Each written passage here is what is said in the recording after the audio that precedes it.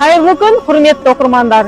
Дінмұхамед Қонаев атындағы облыстық балалар мен жасөспірімдер кітапханасы 2024 жылдан бастап ескерткіштер өткені мен бүгіні жобасын қолға алды.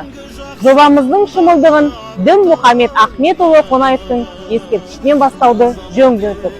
Ендеше сізбен бірге болыңыздар. Аса көрнекті мемлекет және қоғам қайраткері, 3 мәрте социалистік еңбек ері, Қазақ АКСР ғылым академиясының академигі, техника ғылымдарының докторы Дінмұхамед Ахметұлы Қонаевтың бұл ескерткіші ең алғашқы рет жай бюст ретінде тұрғызылған болатын.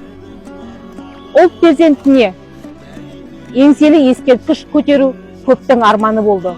Осы арманды қолға алу мақсатында Қонаев атындағы халықаралық қоры мен зиялы қауым өкілдері бас қосып, Қонаевқа Тараз қаласында еңселі ескерткіш көтеру туралы ұсынысты қолға алды. Осы ұсыныс көпшіліктің қолдауына ие болды. Тиісті құжаттар рәсімделіп, үкіметтен ескерткіш орнату жөнінде рұқсат алғаннан кейін Егемен Қазақстан газетіне байқау шарттары жарияланды. Еліміздің барлық өңірінен мүсіншілер қатысты. Атап айтар болсақ, Нұр-Сұлтан, Алматы, Қарағанды, Шымкент және Тараз қаласынан барлығы 23 мүсін үлгісі қатысып, Елдар Асқарұлы Қонаев бастаған 17 адамнан құралған комиссия мүшесі осы мүсінді үздік деп таныды. Оның авторлары алматылық жас шеберлер Дулат Үсенбаев, Қанат Бигулиев, Данияр Сарбасов және Әлімжан Тоқбаев. Ескерткішті толығымен ақтап шығуға 1 жыл уақыт жұмсалған. Енді ескерткіштің өзіне тоқталатын болсақ, жалпы ескерткіштің биіктігі 8 метр, мүсіннің метрі 4 метр, ал астындағы тұғыр тасының биіктігі 4 метр. Тұғыр тасы таза қызыл гранит тасынан жасалған. Бұны арнайы тапсырыспен мүсіншілер Құлжа қаласынан алдырған. Ескерткіш дайын болғаннан кейін Алматыдан арнайы 3 жүк көлігімен жеткізілген.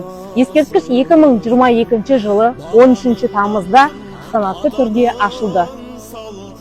Ескерткіштің қасында Қонаев халықаралық қоры, одан кейін ұлы тұлғаның атымен аталатын Қонаев атындағы облыстық балалар мен жасөспірімдер кітапханасы бар.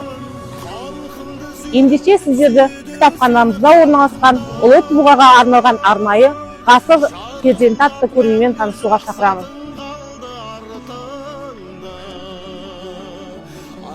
Елімде кешкен саналы бүкіл ғұмырым, адалдық болып аңсаған асыл тұғырым. Алтын тағыңды ақ мұнда зарың биле,